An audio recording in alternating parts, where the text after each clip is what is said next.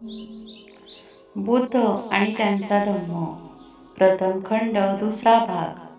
सिद्धार्थ गौतम बोधिसत्व कसे झाले, जन्मापासून परिव्रजेपर्यंत. कपिलवस्तूहून राजगृहाकडे प्रयाण. फ्रेंड्स, मागच्या व्हिडिओजमध्ये आपण भाग 1 बघितला. आता हा आजचा भाग दुसरा सुरू होतोय. त्यामध्ये गौतम बुद्ध कायमचा संसार त्याग करून कपिलवस्तूहून राजगृहाकडे प्रयाण होत आहे, याचा हा व्हिडिओ आहे. चला तर व्हिडिओला सुरुवात करूया.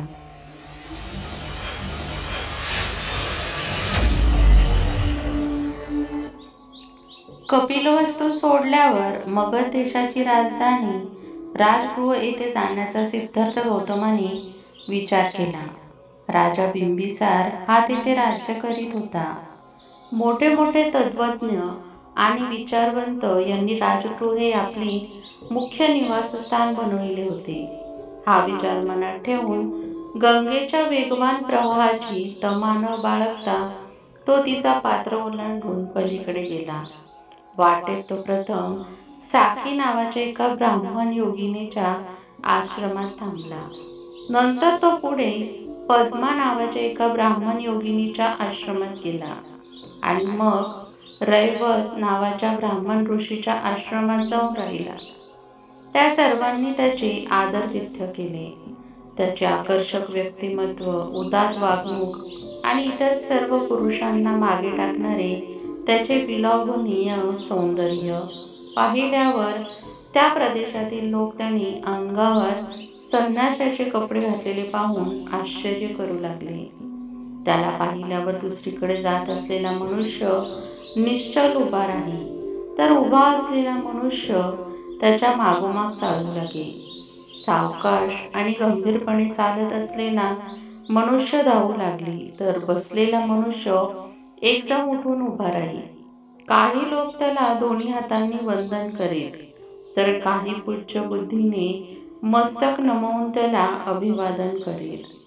काही जण प्रेमळ शब्दांनी त्याला संबोधित. कोणीही मनुष्य त्याला अभिवादन केल्याखेरीज जात नसे. ज्यांनी रंगीबिरंगी कपडे घातले होते अशा लोकांना त्याला पाहून लाज वाटेल त्या विषयावर गप्पा मारणारे लोक गप्प होत. त्याला पाहिल्यावर कुणाच्याही मनात वाईट विचार येत नसत. त्याच्या भुवया, त्यांचा बालप्रदेश, त्याचे मुख, त्याचे शरीर, हात पाय किंवा त्याच्या चालण्याची डब यापैकी त्याच्या कोणत्याही भागाकडे एखाद्याची नजर गेली की त्या क्षणीच त्याची दृष्टी तेथे खिळून राही. दीर्घ आणि खडतर प्रवास केल्यानंतर 5 टेकड्यांनी वेढलेल्या, पर्वतरांगांनी रक्षिलेल्या व सुशोभित केलेल्या आणि मंगल व पवित्र अशा स्थळांनी पुनीत झालेल्या राजगृह नगरीत गौतम येऊन पोहोचला. राजगृहास आल्यावर पांडव टेकडीच्या पायथ्याशी एका जागी त्याने निवडली व तेथे तात्पुरती वस्ती करण्यासाठी एका लहानशी पर्णकुटी त्याने तयार केली. राजगृहापासून कपिलवस्तू पायवाटेने जवळजवळ 400 मैल अंतरावर आहे. हा सगळा दीर्घ प्रवास गौतमाने पायीच केला. राजा बिंबिसाराचा उपदेश. दुसऱ्या दिवशी तो उठला आणि भिक्षेकरिता शहरात जाण्यासाठी निघाला.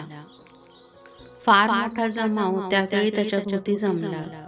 त्यावेळी मगधाधिपती श्रेष्ठ बिंबिसार राजाने राजवाड्याच्या बाहेर लोकांचा तो प्रचंड जनसमुदाय पाहिला आणि त्याने हे एवढे लोक जमण्याचे कारण काय याची विचारणा केली. तेव्हा एका राजसेवकाने त्याला पुढील प्रमाणे हकीकत सांगितली.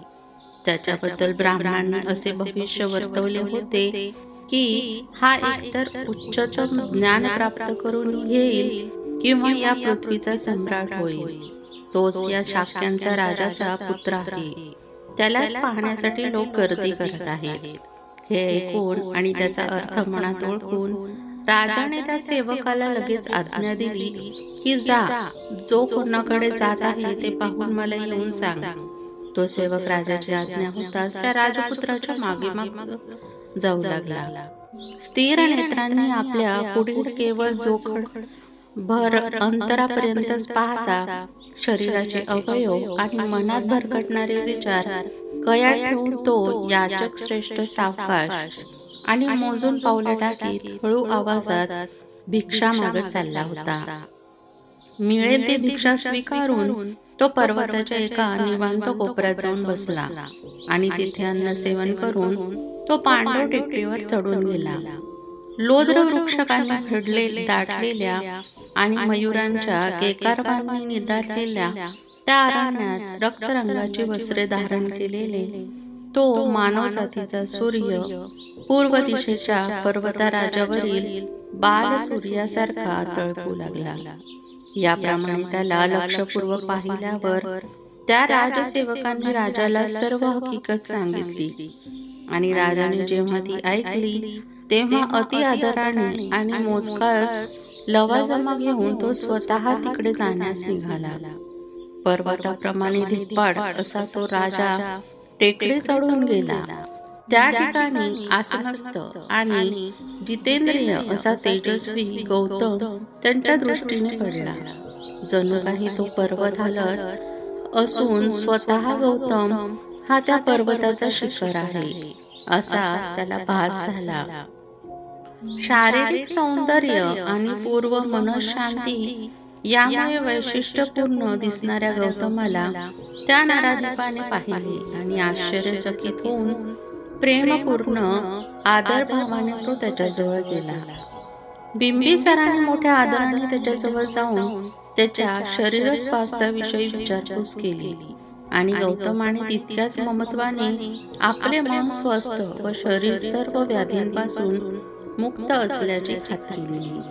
त्यानंतर तो राजा खडकाच्या स्वच्छ पृष्ठभागावर बसला आणि आपल्या मनस्थितीच्या कल्पना देण्याच्या हेतूने तो म्हणाला, बाळ, तुझ्या कुटुंबाशी माझी दृढ मैत्री आहे. ती वंश परंपरागत असून तिची दृढता चांगली सिद्ध झालेली आहे.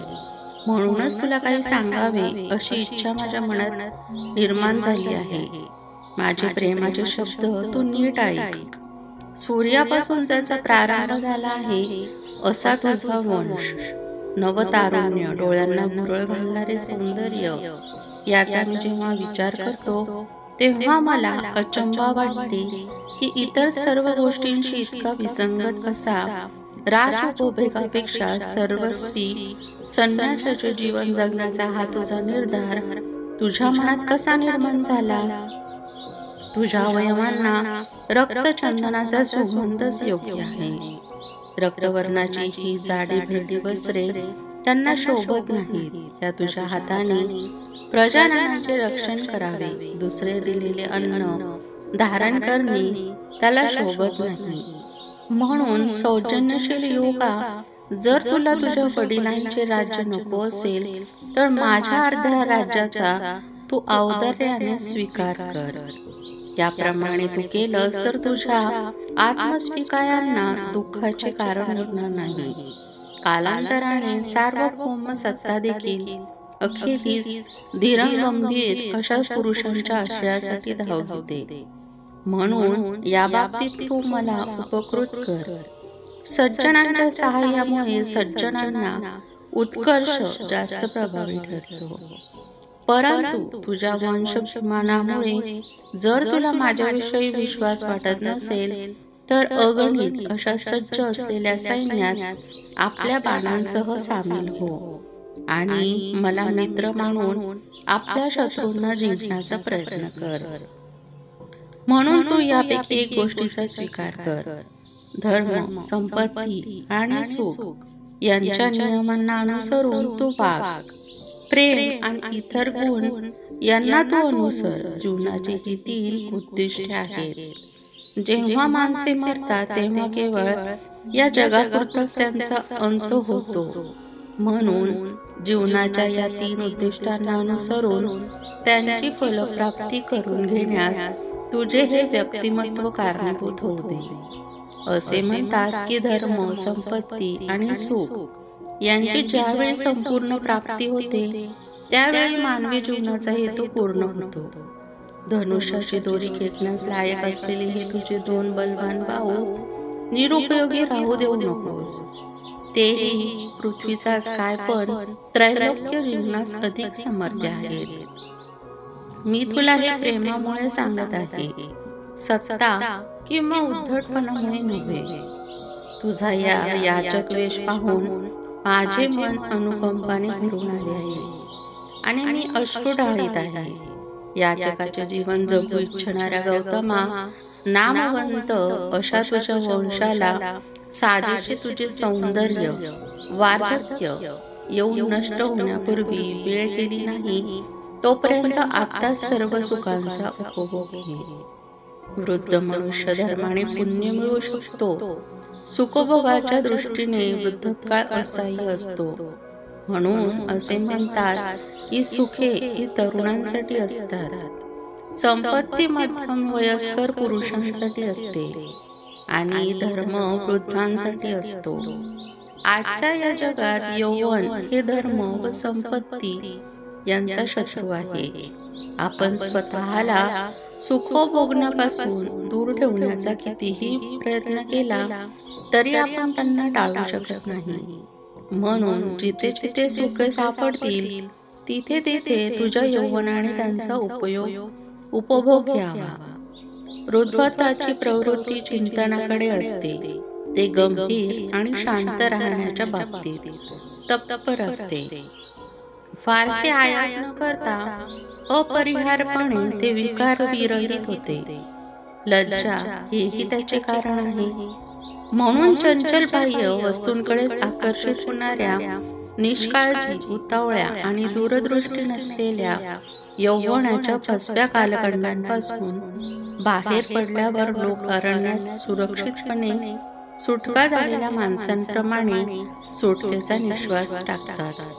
म्हणून अविचारी आणि भ्रामक असा या यौवनाचा चंचल काळ जाऊ दे. आपल्या आयुष्यातील पूर्व भागातील वर्ष सुखाकरता राखून ठेवलेली असतात. इंद्रियांच्या आसक्तीपासून आपण त्यांना दूर ठेवू शकत नाही. किंवा धर्म हे जर खरोखर तुझे ध्येय असेल तर यज्ञ कर. यज्ञ करून सर्वोच्च अशा सर्व स्वर्गात आरोपण करणे ही तुझ्या कुटुंबाची अतिप्राचीन अशी प्रथा आहे. मोठमोठ्या ऋषींनी हे ध्येय आत्मक्लेशाने गाठले. त्या ध्येयाची प्राप्ती सुवर्ण कंकणांनी ज्यांचे हात भरलेले असतात आणि ज्यांचे चित्र विचित्र मुकुट रत्नांच्या प्रकाशामुळे चकचकीत असतात अशा राजर्षींनी यज्ञाच्या मार्गाने करून घेतली आहे. गौतमाचे बिंबिसारास उत्तर. पूर्वार्ध. याप्रमाणे मगध राजाने गौतमाला इंद्राप्रमाणे योग्य आणि खंबीर शब्दात उपदेश केला. परंतु तो ऐकल्यावर राजपुत्र डळमळला नाही. तो पर्वताप्रमाणे अचल राहील. मगध राजाने याप्रमाणे उपदेश केल्यावर गौतमाने आपल्या शांत आणि स्नेहपूर्ण चेहऱ्यात बदल न करता खंबीर शब्दाने व खणखणीत वाणीने पुढील प्रमाणे उत्तर दिले. आपण जे सांगितले त्यात आपल्या दृष्टीने चमत्कारिक असे काही नाही महाराज. सिंह हे ज्याचे राजचिन्ह आहे अशा थोर कुळात ज्या अर्थी आपण जन्मालो आहोत आणि ज्या अर्थी आपण आपल्या मित्रांवर प्रेम करणारे आहोत त्या अर्थी आपल्या एका मित्राच्या बाबतीत आपण या मार्गाचा अवलंब करावा. हे अगदी स्वाभाविक आहे. दुष्ट मनाच्या माणसांच्या बाबतीत त्याच्या कुळाला योग्य असा स्नेहभाव खंडित होतो आणि विल्ल्यास जातो. फक्त चांगली माणसे स्नेहशील कृत्यांची नवी परंपरा निर्माण करून पूर्वजांपासून चालत आलेल्या मैत्रीची वाढ करतात. आपल्या मित्रांचे दैव फिरले तरी त्यांच्याशी वागताना जे आपल्या वर्तमानात बदल करत नाहीत त्यांनाच मी माझ्या अंतःकरणात खरे मित्र म्हणून स्थान देतो. भाग्यशाली पुरुषाला वैभवकाळ प्राप्त झाला असता त्याच्याशी कोण मैत्री करत नाही. या जगात संपत्ती मिळविल्यानंतर आपले मित्र आणि धर्म यांच्यासाठी तिचा उपयोग जे करतात त्यांच्या संपत्तीलाच खरे स्थैर्य प्राप्त होते आणि शेवटी जेव्हा ती नष्ट होते तेव्हा ती दुःख निर्माण करत नाही. महाराज, माझ्या विषयीच्या आपल्याला सूचनेला शुद्ध औदार्य आणि मित्रत्व यांचीच प्रेरणा आहे. मी आपल्याला नम्रतेने आणि शुद्ध मित्रभावाने भेटेन. मी माझ्या उत्तरात दुसऱ्या कशाचीही उच्चार करणार नाही. मला या ऐकिक वस्तूंची जितकी भीती वाटते तितकी सर्पाची, आकाशातून होणाऱ्या वज्राघाताची किंवा वाऱ्याने भडकणाऱ्या ज्वालांचीही वाटत नाही. आपल्या आनंदाची आणि आपल्या संपत्तीची लूटमार करणारी ही क्षणभंगार सुखे जगभर भ्रामिक कल्पनांप्रमाणे निरर्थक तरंगत असतात. त्यांची नुसती आशा केली तरीही माणसांची मने ती मोहून टाकतात आणि त्यांच्या अंतःकरणात त्यांनी जर घर केले तर ती त्यांना अधिकच मोहून टाकतात. सुखाला बळी पडलेल्यांना देवांच्या स्वर्गात देखील आनंद मिळत नाही आणि मानवाच्या जगात तर आनंद मुळीच मिळत नाही. वाऱ्याचा मित्र असलेला अग्नी ज्याप्रमाणे कितीही इंधन मिळाले तरी संतुष्ट होत नाही, त्याप्रमाणे तो तृष्णार्त आहे. त्याला कधीही सुखे मिळाली तरी तो तृप्त होत नाही. या जगात सुखासारखी दुसरी आपली आपत्ती नाही. लोकभ्रमामुळे सुखचकित होतात. सत्य म्हणजे काय हे समजले आणि असत्याची भीती वाटू लागली तर कोणता शहाणा मनुष्य स्वतःहून असत्याची इच्छा धरेल? समुद्राने वेढलेली पृथ्वी ताब्यात घेतल्यावर राज्य लोकांना त्या महासागराची दुसरी बाजूही जिंकण्याची इच्छा होते. सागराला मिळवणाऱ्या पाण्यामध्ये तो कधी तृप्त होत नाही. तद्वच कितीही सुखे मिळाली तरी मानवजात तृप्त होत नाही. मंदत्राला आकाशातून सुवर्णमय पर्जन्यसृष्टी लाभली. त्याने सर्व खंड जिंकले व शक्राचे देखील अर्धराज्य पादाक्रांत केले. तरीही त्याची ऐहिक पदार्थाविषयीची आसक्ती कमी झाली नव्हती. इंद्र जेव्हा वृत्ताच्या भयाने लपून बसला होता तेव्हा जरी स्वर्गातील देवांच्या राजांच्या नहुषाने उपभोग घेतला आणि आपल्या गर्विष्ठपणामुळे जरी त्याने आपली शिबिका मोठमोठ्याने ऋषींना वाहवास लावली तरीही तो संतुष्ट झाला नव्हता. इतर उद्दिष्ट साध्य करण्यासाठी ज्यांनी आपले जीवन अर्पण केले, चिंध्या हेच त्यांचे कपडे होते, कंदमुळे, फळे आणि पाणी हेच त्यांचे अन्न होते आणि सर्पाप्रमाणे लांब आणि पिळवटलेल्या जटा ज्यांनी धारण केल्या होत्या अशा ऋषी मुनींना देखील ज्याने जिंकले त्याचा सुख नामक शत्रूसाठी कोण प्रयत्न करेल? सुखासाठी जे धडपडत आहेत आणि ऐहिक साध्याच्या जे पाठीस लागले आहेत त्यांच्या दुःखाविषयी आत्मसंयमी लोक जेव्हा ऐकतात तेव्हा सुखाचा त्याग करणेच त्यांना योग्य वाटतो. सुखप्राप्तीतील यश म्हणजेच सुखी माणसांवरील विपत्ती समजली पाहिजे. कारण त्याने इच्छिलेली सुखे त्याला मिळाली म्हणजे तो उन्मत्त होतो. उन्मत्तपणामुळे जे करू नये ते तो करतो व जे करावे ते तो करत नाही आणि अशा रीतीने तो दुःखाला गेला म्हणजे त्याला त्याचा शेवट अंधपातात होतो. कष्ट करून मिळवून ठेवलेली तुम्हाला फसवून जिथून आली तिथे परत जाणारी व काही काळापुरती उसने घेतलेली ही सुखे, या सुखात कोणता आत्मसंयमी मनुष्य जो तो शहाणा असेल तर रममान होईल. ज्यांचा शोध करून ती प्राप्त करीत असताना तुमच्या वासना भटकतात अशा गवताच्या चोडीप्रमाणे असलेल्या सुखात कोणता आत्मसंयमी माणसाला समाधान लाभेल? जी सुखे दूर भिरकावून दिलेल्या माणसाच्या तुकड्याप्रमाणे आहेत आणि जी राजे लोकांकडून उपभोगली गेल्यामुळे विपत्ती निर्माण करतात अशा सुखात कोणत्या आत्मसंयमी माणसाला समाधान लाभेल? ज्या सुखात रममान होणाऱ्या माणसावर अनेक बाजूंची संकटे कोसळतात आणि जी वासनांप्रमाणे विनाशकारी आहेत अशा या सुखात कोणत्या आत्मसंयमी माणसाला समाधान लाभेल? ज्यांच्या अंतःकरणाच्या वा सुखांचे चावा घेतला आहे अशा आत्मसंयमी पुरुषांचाही नाश होतो. त्यांना आनंद मिळत नाही. संतापलेल्या क्रूर सर्पाप्रमाणे असलेल्या या सुखांमध्ये कोणत्या आत्मसंयमी माणसाला समाधान लाभेल? हाड सगळी उपाशी मरणाऱ्या कुत्र्याप्रमाणे जरी त्या सुखांचा उपभोग माणसांनी घेतला तरी त्यांना समाधान होत नाही. मेलेल्या हाडांच्या सापळ्याप्रमाणे असलेल्या या सुखांमध्ये कोणत्या आत्मसंयमी माणसाला समाधान लाभेल? अशा सुखांच्या आसक्तीमुळे ज्यांची बुद्धी आंधळी झाली आहे, जो कपाळ करंटा सुखभोगाच्या आशेची दारिद्र्य गुलाम आहे, त्यांनी या जीवनसृष्टीत मृत्यूचे दुःख भोगावे हेच योग्य आहे. गाण्यावर लुब्ध होऊन हरिणी स्वतःचा नाश ओढवून घेतात. तेजावर भाळून पतंग अग्नीत झेप घेतात. आमिषाला भुलासा मासा लोखंडाचा गळ गिळतो. म्हणून ऐहिक सुखे अंती दुःख निर्माण करतात.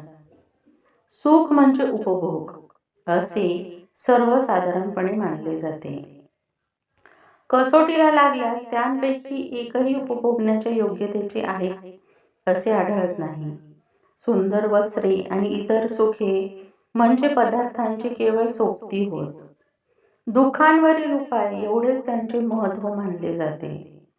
तहान भागविण्यासाठी पाण्याची आवश्यकता असते, त्याचप्रमाणे भूक शमविण्यासाठी अन्न पाहिजे असते. वारा, ऊन आणि पाऊस यांच्या निवारण्यासाठी घर हवे असते आणि आपली नग्नता झाकण्यासाठी व थंडी वाऱ्यापासून संरक्षण करण्यासाठी कपड्यांची आवश्यकता असते. याचप्रमाणे झोपेची गुंगी चालवण्यासाठी बिछाणा असतो. प्रवासाचा शीण होऊ नये म्हणून वाहन असते. उभे राहण्याचा त्रास कमी करण्यासाठी आसन असते. तसेच शरीरशुद्धी, आरोग्य आणि शक्ती यांच्यासाठी स्नान हे एक साधन असते.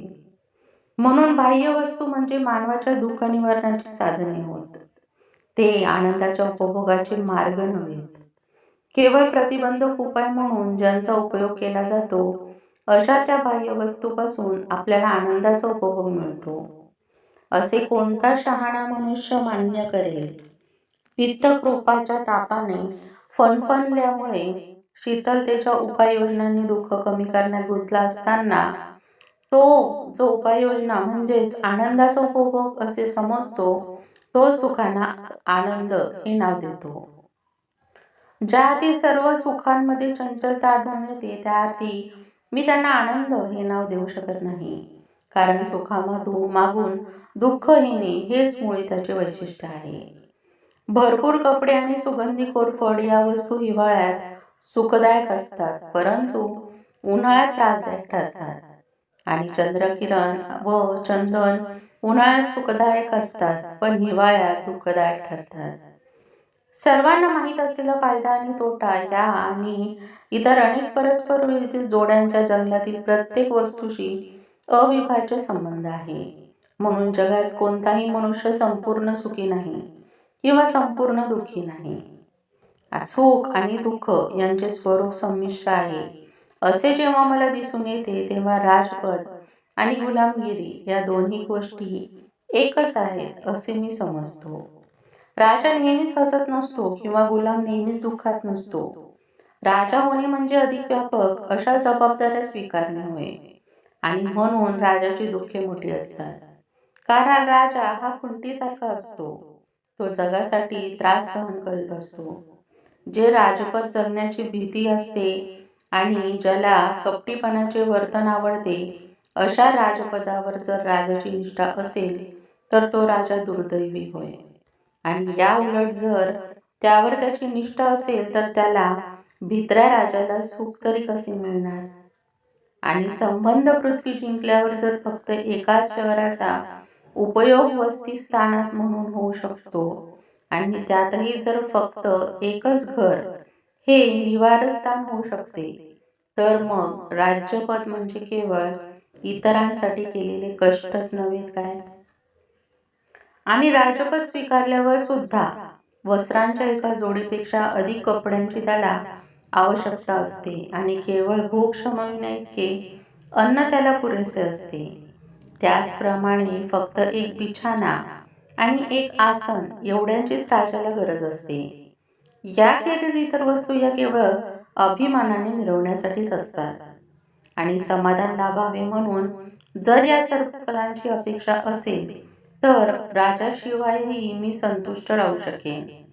आणि जर माणसाला या जगात एकदा समाधान लाभले तर मग बाकी सगळ्या गोष्टी अनावश्यक नाहीत काय? म्हणून समाधानाचा मंगल मार्ग ज्याला सापडला तो सुखाच्या बाबतीत कधी फसणार नाही. आपण व्यक्त केलेली मैत्री लक्षात घेऊन मी विचारतो की सुखांना काही किंमत आहे काय? मी गृहत्याग केला तो रागाने नव्हे, किंवा शत्रूच्या बाणाने माझा मुकुट धुळीस मिळाला म्हणून नव्हे, किंवा अधिक उच्च असे हेतू साध्य करून घेण्याची माझी आकांक्षा आहे म्हणून मी आपली सूचना नाकारतो असेही नव्हे. अत्यंत विषारी आणि क्रोधाष्ट सापारका एकदा सोडून दिल्यावर तो पुन्हा पकडण्याचा प्रयत्न करील, किंवा एकदा पेटवलेल्या गवताची सूड ती पुन्हा धरण्याचा जो प्रयत्न करील, असाच मनुष्य सुखाचा त्याग एकदा केल्यावर पुन्हा त्याच्या मागे पाठीमागे लागेल. डोळस असून जो आंधळ्यांचा हेवा करील, स्वातंत्र्य असून बंधनात असल्याचा हेवा करील, श्रीमंत असून कंगाल माणसाचा हेवा करील, शहाणा असून वेड्याचा हेवा करील, तोच मी म्हणतो, फक्त तोच मनुष्य ऐहिक सुखाच्या मागे लागलेल्या माणसाचा हेवा करील. माझ्या सन्मानित राजो भिक्षेवर गुजराण करतो त्याचे कीव करण्याचे कारण नाही, त्याला या जगात उत्कृष्ट समाधान लाभते, संपूर्ण शांती मिळते आणि त्यांच्या दृष्टीने परलोकातील सर्व दुःखे नाहीशी झालेली असतात. परंतु संपत्तीमान असूनही जो लोभिष्ठ आहे त्याला या जगात शांतीचे समाधान लाभत तर नाहीच, पण परलोकी मात्र दुःख अनुभवावे लागतात. त्याची मात्र कीव केली पाहिजे. आपण जे मला सांगितले ते आपले चारित्र्य, आपला जीवनमार्ग आणि आपले कुळ यांना शोभेल असे आहे. आणि माझा निश्चय पार पाडणे हे देखील माझे चारित्र्य, माझा जीवनमार्ग आणि माझे कुळ यांना शोभेल असेच आहे. गौतमाचे उत्तरार्ध. जगातील कलहामुळे मी घायाळ झालो आहे आणि शांतता मिळवण्याच्या इच्छेने मी बाहेर पडलो आहे. या दुःखाचा अंत करण्याऐवजी या पृथ्वीचेच राज्य काय, पण स्वर्ग लोकाच्याही राज्याची अपेक्षा मी करणार नाही.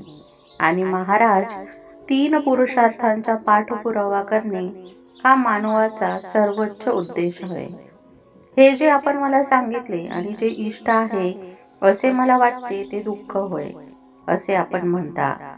त्याविषयी बोलायचे म्हणजे आपले ते 3 पुरुषार्थ शाश्वत नाहीत आणि संतोषदायकही नाहीत. आणि आपण म्हणता वृद्धोपकाळ येईपर्यंत थांब, कारण यौवन हे नेहमी बदलणारे असते. याविषयी बोलायचे म्हणजे हा निर्णयाचा अभावच अनिश्चित आहे, कारण वृद्धावस्थेतही अस्थिरता असू शकते. परंतु ज्या अर्थी देव आपल्या कलेत इतके कुशल आहे की ते जगाला कोणत्याही काळी आपल्या कह्यात ठेवू शकते, त्या अर्थी ज्याला शांततेची इच्छा आहे आणि मृत्यू केव्हा येईल हे माहीत नाही, असा कोणता शहाणा मनुष्य वृद्धापकाळाची वाट पाहत बसेल? वृद्धरूपी शस्त्राने आणि जिकडे तिकडे पसरलेल्या रोगरूपी बाणांनी दैवाच्या अरण्यात हरणाप्रमाणे धाव घेणाऱ्या प्राणिमित्रावर प्रहार करीत मृत्यू ज्यावेळी एखाद्या शिकाऱ्याप्रमाणे तत्परतेने उभा असतो, त्यावेळी दीर्घ आयुष्याची इच्छा कोणाच्या मनात निर्माण होऊ शकेल? ज्याचे अंतःकरण दयेने पूर्णपणे भरलेले आहे, अशा धार्मिक माणसाच्या मार्गाची निवड करणे हेच तरुण, वृद्ध किंवा लहान मुलं यांना योग्य ठरेल. आणि आपण म्हणता की तुझ्या वंशाला शोभणारे आणि उत्कृष्ट फळ देणारे असे यज्ञ तू धर्मासाठी नेहमी करत राहा. अशा यज्ञांना माझा नमस्कार. दुसऱ्यांना दुःख देऊन मिळवणारे कोणतेही फळ मिळवण्याची माझी इच्छा नाही.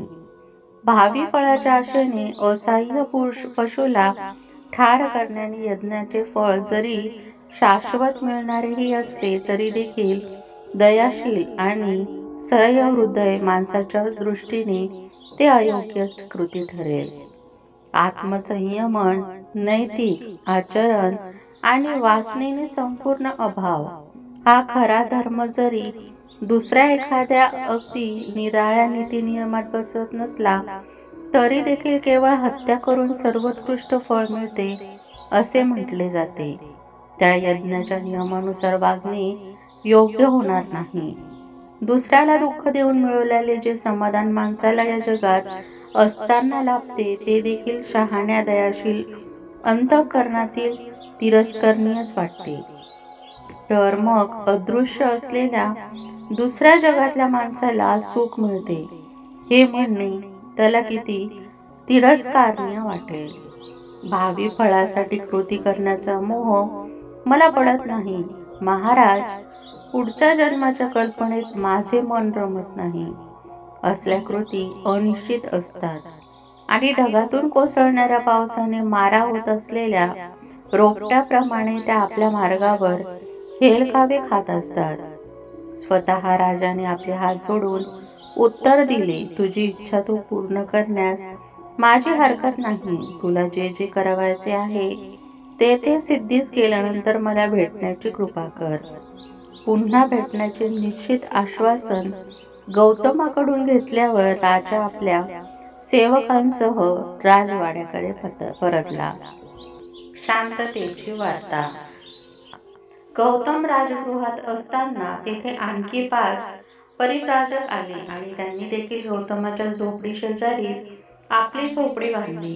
हे 5 परिव्राजक म्हणजे कौंडन्य, अश्वजित, कश्यप, महानाम आणि भद्रिक हे होते.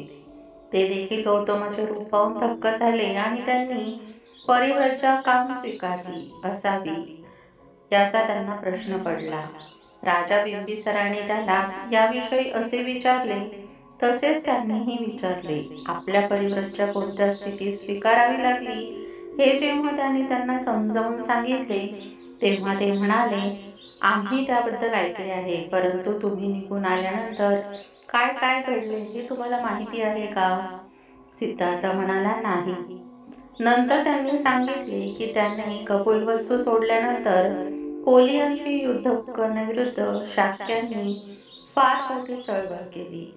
स्त्री पुरुषांनी, मुलामुलींनी निदर्शने केली आणि कोली हे आमचे भाऊ आहेत. भावाने भावाविरुद्ध लढणे चूक आहे. सिद्धार्थ गौतमाच्या हत्तीपाराचा विचार करा. अशा प्रकारच्या घोषणांचे फलक हातात घेऊ न त्यांनी मिरवणुका काढल्या. या चळवळीचा परिणाम असा झाला की शाक्य संघाला पुन्हा सभा बोलवावी लागली आणि या प्रश्नाचा फेरविचार करावा लागला. यावेळी कोलियांची समेट घडवून आणण्याच्या बाजूने बहुमत होते. कोलियांशी शांततेच्या वाटाघाटी करण्यासाठी आपले दूत म्हणून 5 शाक्यांची निवड करण्याचे संघाने ठरवले.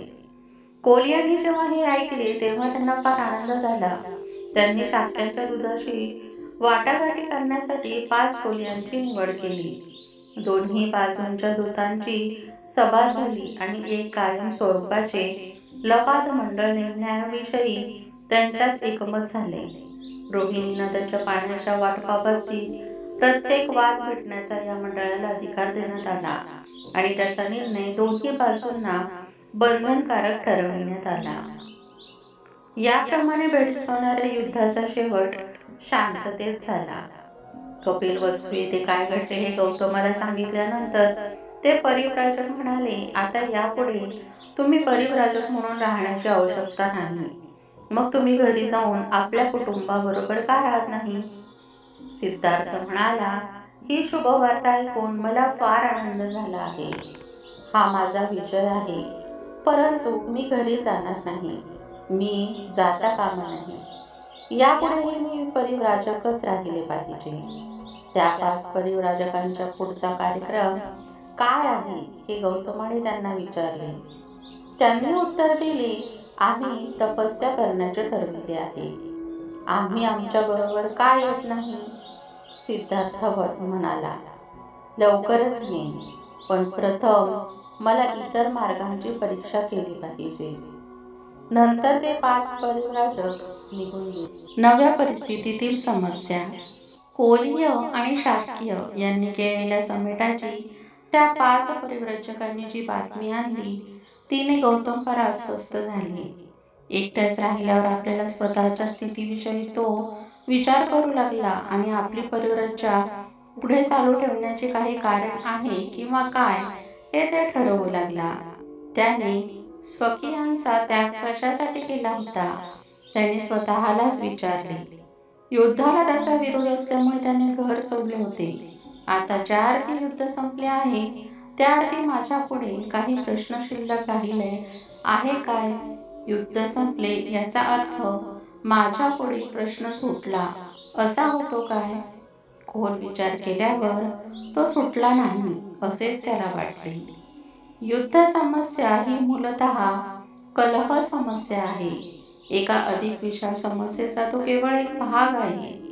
हा कलह फक्त राजे आणि राष्ट्रे यांच्यातच चालत आहे असे नव्हे, तर क्षत्रिय आणि ब्राह्मण यांच्यात, कुटुंबात, प्रमुखात, मातापुत्रात, पितापुत्रात, भावाबहिणी आणि सहकार्यांमध्ये देखील चालू आहे. राष्ट्रातील संघर्ष हा प्रसंगोपात असतो, परंतु वर्गावर्गातील संघर्ष हा वारंवार होणारा आणि शाश्वत स्वरूपाचा असतो. हा संघर्षच जगातील सर्व दुःखांचे मूळ होय. युद्धामुळे मी घर सोडले हे खरे, पण शाक्य आणि कोली यांच्यातील युद्ध संपले असले तरी मी घरी जाऊ शकत नाही. मला आता असे दिसून येते की माझ्या पुढील समस्येने विशाल रूप धारण केले आहे. या सामाजिक संघाच्या समस्येने उत्तर मला शोधून काढले पाहिजे. जुन्या प्रस्थापित तत्वज्ञानाने या समस्येचा उलगडा कितपत करता येईल? त्या सामाजिक तत्वज्ञानापैकी एखाद्याचा स्वीकार करणे त्याला शक्य आहे काय? प्रत्येक गोष्ट स्वतःच तपासून पाहण्याचा त्याने निश्चय केला. फ्रेंड्स, या पुढच्या भागामध्ये आपण प्रथम खंडातील भाग 3 बघणार आहोत. नवा प्रकाशाच्या शोधात, भृग ऋषींच्या आश्रमात. हा भाग आपण पुढील व्हिडिओमध्ये बघणार आहोत. तुम्हाला आजचा व्हिडिओ कसा वाटला हे कमेंटमध्ये सांगा व कमेंटमध्ये नमो बुद्धाय लिहायला विसरू नका. तुम्हाला जर व्हिडिओ आवडला असेल तर व्हिडिओला लाईक करा, चॅनलला सबस्क्राईब करा आणि बेल आयकॉन दाबायला विसरू नका, जेणेकरून सर्वात आधी नोटिफिकेशन तुमच्यापर्यंत पोहोचेल. व्हिडिओ बघितल्याबद्दल धन्यवाद.